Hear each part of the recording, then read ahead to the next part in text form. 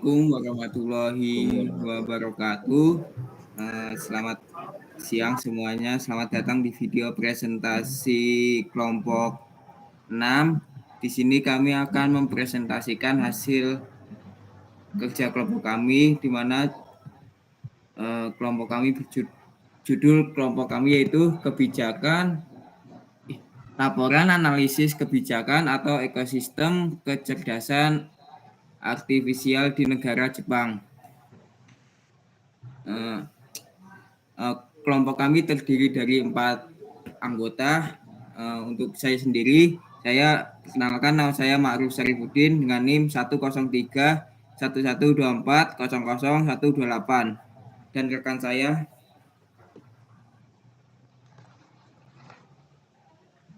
Belum Sidaputar dengan NIM 103 112 400 131.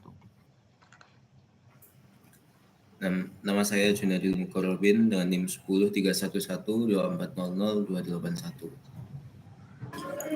Perkenalkan, nama saya Syifa Kirana Putri Surya dengan NIM 10 311 24 00 111. Untuk pertama-tama di sini adalah pendahuluan yang akan dibacakan oleh rekan saya, Mas Juna. Baik, bagian yang pertama yaitu ada pendahuluan. Perkembangan teknologi kecerdasan artifisial atau KA itu telah menjadi pilar transformasi global di berbagai sektor, termasuk sektor industri, pendidikan, kesehatan, dan juga pemerintahan. Jepang sebagai pelopor inovasi teknologi tidak hanya pengembangan AI secara teknis, tetapi juga merumuskan kebijakan komprehensif yang mengutamakan aspek etika, sosial, dan juga keamanan publik. Pendekatan secara menyeluruh ini menjadikan AI sebagai bagian penting dari strategi pembangunan nasional jangka panjang. Sementara itu, di Indonesia mulai menunjukkan kemajuan dalam penerapan AI. Meskipun masih menghadapi tantangan pada regulasi, infrastruktur, dan juga kualitas sumber daya manusia yang belum memadai. Dengan mempelajari kebijakan AI Jepang, Indonesia dapat mengadopsi strategi relevan yang mendukung pengembangan AI secara adaptif, beretika, dan juga sesuai dengan kebutuhan masyarakat lokal di Indonesia. Kemudian lanjut pada bagian selanjutnya akan disampaikan oleh rekan saya. Lalu di sini saya akan menjelaskan kebijakan dan ekosistem di Jepang. Jepang merupakan salah satu negara terdepan dalam pengembangan kecerdasan artifisial atau KA. Dengan komitmen kuat dari pemerintah untuk mendorong inovasi melalui kebijakan strategis. Pendekatan ini tidak hanya berfokus pada aspek teknis, tetapi juga mempertimbangkan etika sosial dan ekonomi, guna memastikan manfaat teknologi dapat dirasakan secara maksimal oleh masyarakat tanpa mengabaikan nilai-nilai kemanusiaan dan kesehatan publik. Pemerintah Jepang telah menyusun strategi AI nasional yang melibatkan kolaborasi lintas lembaga seperti Cabinet Office, Ministry of Economy, Trade and Industry atau MATI, dan Ministry of Internal Affairs and Communication atau MIC. Strategi ini berfokus pada 3 tahap utama.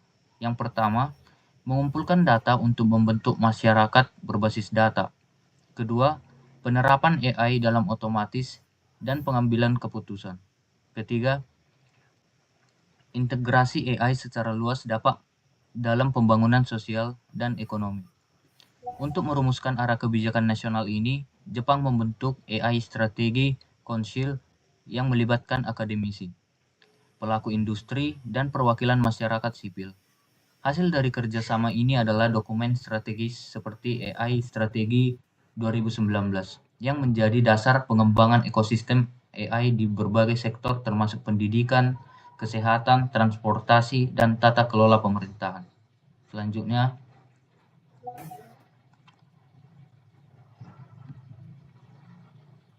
di sini saya juga akan menjelaskan poin penting kebijakan di Jepang.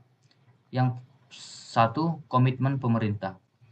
Jepang menunjukkan komitmen yang kuat dalam pengembangan kecerdasan artifisial atau KA. Pemerintah tidak hanya mendorong inovasi dari segi teknis, tetapi juga memperhatikan dampak sosial, ekonomi, dan etika dari penerapan AI.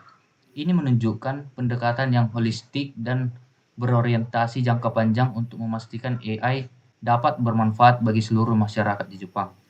Yang kedua, strategi AI nasional. Strategi nasional Jepang dalam AI melibatkan lembaga-lembaga utama seperti Cabinet Office, MATI atau Kementerian Ekonomi Perdagangan dan Industri atau MIC, Kementerian Dalam Negeri dan Komunikasi. Strategi ini terdiri dari tahapan utamanya yaitu pengumpulan data untuk menciptakan masyarakat yang berbasis data. Lalu yang ketiga, penerapan di berbagai sektor.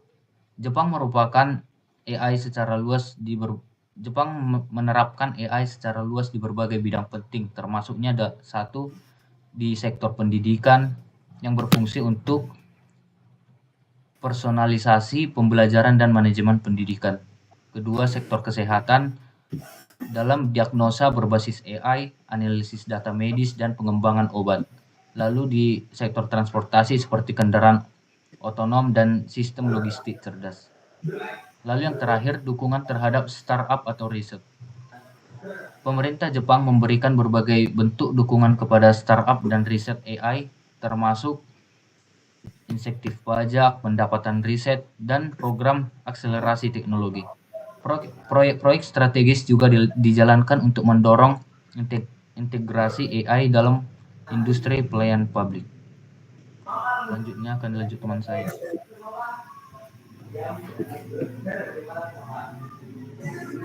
Selanjutnya adalah penerapan kebijakan kecerdasan artifisial Jepang di Indonesia. Kebijakan yang dapat diterapkan yang pertama yaitu penyusunan strategi nasional AI, meniru AI strategi 2019 Jepang. Indonesia dapat menyusun strategi lintas sektor.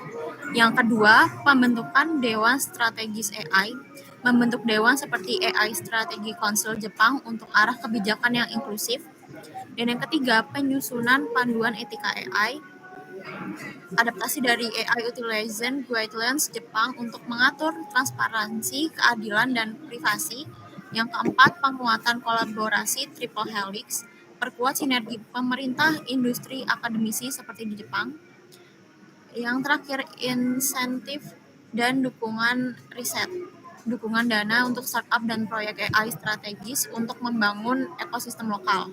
Lalu kebijakan yang tidak dapat diterapkan, ada integrasi AI skala industri.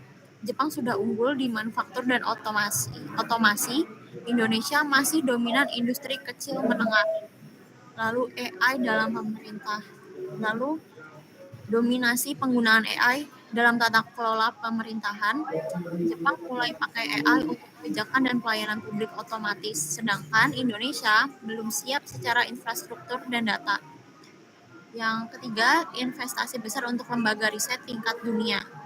Jepang punya lembaga seperti RIKEN dan AIS dengan dana besar. Indonesia masih membangun kapasitas lembaga riset.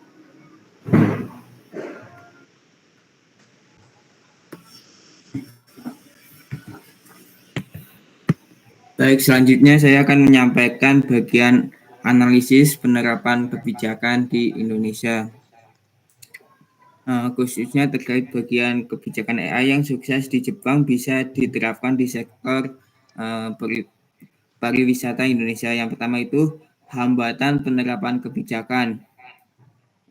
Ada beberapa yaitu keterbatasan infrastruktur digital. Yang kedua, ketersediaan sumber daya manusia (SDM) yang mumpuni. Yang ketiga, investasi awal yang mahal. Yang keempat, ketergantungan pada faktor teknologi asing. Yang kelima, regulasi dan kerangka umum yang belum memadai. Namun di sisi lain Indonesia mempunyai banyak peluang. Yang kedua itu solusi penerapan kebijakan. Yang kedua itu potensi penerapan kebijakan. Namun di sisi lain Indonesia punya banyak peluang. AI bisa meningkatkan pemasaran di destinasi wisata secara personal, mempercepat layanan pelanggan lewat chatbot, memperkaya pengalaman wisata lewat teknologi IR atau VR, bahkan membantu pengelola keamanan dan kerumunan. Selain itu, AI juga bisa mendorong interaksi digital dan menciptakan lapangan kerja baru di bidang teknologi wisata. Contohnya itu meningkatkan daya saing dan optimalisasi pemasaran. Yang kedua, meningkatkan efisien operasional dan layanan pelanggan. Yang ketiga, meningkatkan pengalaman wisatawan dan inovasi. Yang keempat, meningkatkan keamanan dan tata kelola kerumunan. Yang kelima,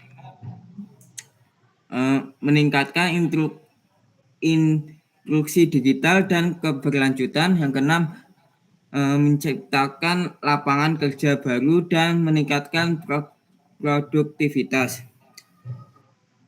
Nah, untuk yang ketiga yaitu solusi penerapan kebijakan. Beberapa solusi yang bisa dilakukan antara lain, pemerintah perlu menyusun regulasi khusus tentang AI di pariwisata dan memberikan insentif bagi pelaku usaha. Infrastruktur digital harus dibangun merata, terutama di daerah wisata terkecil. SDM perlu dilatih agar siap membangun AI sebagai alat bantu kerja. Dan yang paling penting, kolaborasi antar pemerintah, swasta, dan perguruan tinggi harus diperkuat agar adopsi teknologi berjalan efektif dan berkelanjutan.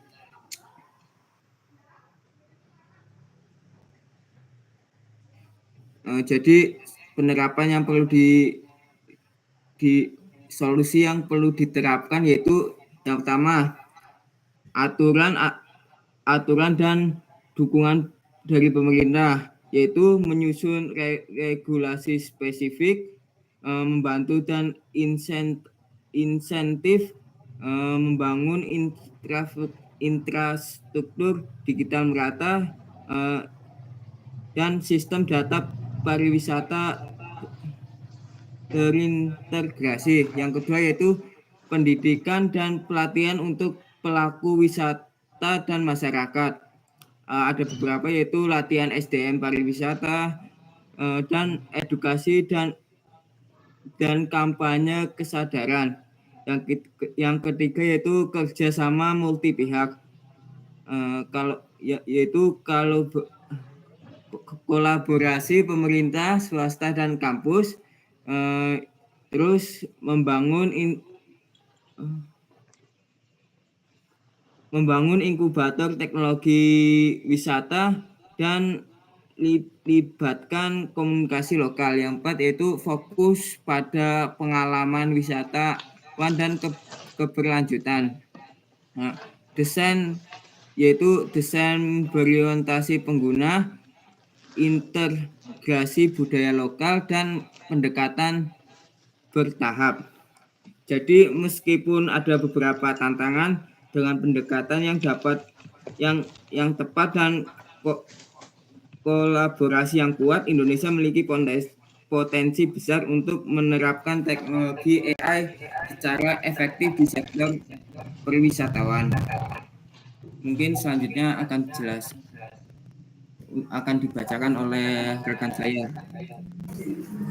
Oke, kesimpulan yang kami dapatkan adalah pengembangan kecerdasan artifisial atau KA di Jepang menunjukkan pendekatan yang komprehensif, menyeimbangkan inovasi teknologi dengan aspek etika dan sosial, didukung oleh strategi nasional dan kolaborasi multi pihak. Indonesia memiliki potensi besar untuk mengadopsi kebijakan serupa. seperti penyusunan strategi nasional AI, panduan etika, dan penguatan kolaborasi antara pemerintah, industri, dan akademisi. Meskipun menghadapi tantangan berupa keterbatasan infrastruktur, SDM, dan regulasi, serta risiko sosial dan ekonomi, solusi melalui dukungan pemerintah, peningkatan pendidikan, dan kerjasama lintas sektor dapat memungkinkan Indonesia memanfaatkan KA untuk meningkatkan daya saing pariwisata, efisiensi layanan, dan pengalaman wisatawan, serta secara bertanggung jawab. Mungkin demikian presentasi dari kelompok kami. Kami berharap apa yang telah kami sampaikan dapat bermanfaat dan dapat mudah dipahami. Terima kasih atas perhatiannya. Sekian, terima kasih. Wassalamualaikum warahmatullahi wabarakatuh.